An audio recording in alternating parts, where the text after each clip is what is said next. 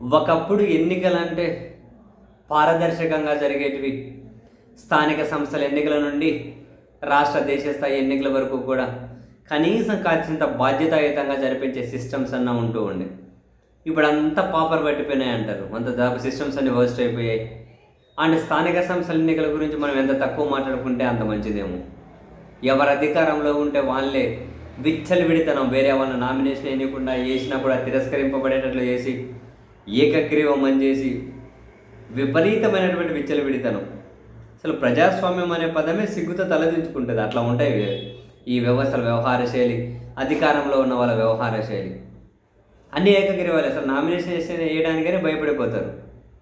And దాని దరిద్రం కొద్దీ కొన్ని ప్రభుత్వాలు కూడా నామినేషన్ అయితే, అంటే నామినేషన్ లేకుండా ఏకగ్రీవం అయితే ఆ పంచాయతీకి ఇంత డబ్బులు ఇస్తాము, దీనికి ఇంత డబ్బులు ఇస్తామని చెప్పి ప్రకటనలు ఇవ్వడం, ఆ దిశగా ప్రామిస్లు చేయడం సిగ్గుచేటు ప్రజాస్వామ్యానికి. ఇదంతా అలా చేయకూడదు. ఎన్నికలు జరగాలి. కానీ ఏం చేద్దాం, అధికారంలో ఉన్న వాళ్ళు బరితెగింపులు ఉంటాయి.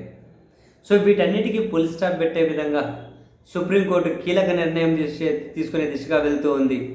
ఎలక్షన్ కమిషన్ కూడా సీరియస్గా ఆలోచిస్తూ ఉంది ఒక ఎన్నికల సంస్కరణ గురించి. అదే ఇక నుండి ఏకగ్రీవాలు అంటే కుదరదు, ఎన్నిక జరగాలి.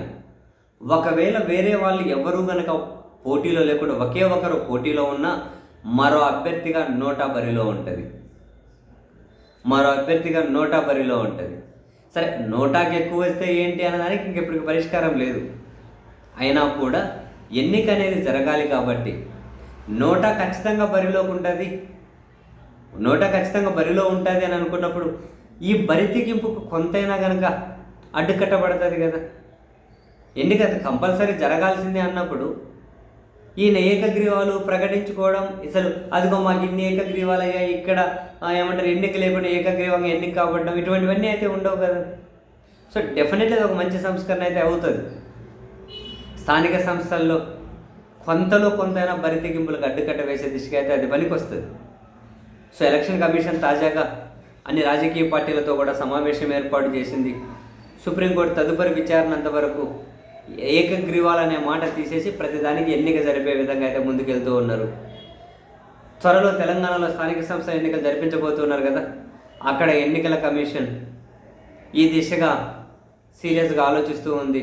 ఏకగ్రీవం అనే మాట లేదు, ఎవరూ నామినేషన్ వేయకుంటే నోటా కూడా ఒక అభ్యర్థిగా బరిలో ఉండే విధంగా.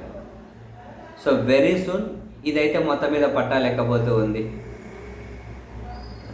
మరి అప్పుడైనా అందరూ స్వేచ్ఛగా పోటీ చేసే అవకాశం కనుక కలిగితే సంతోషమే.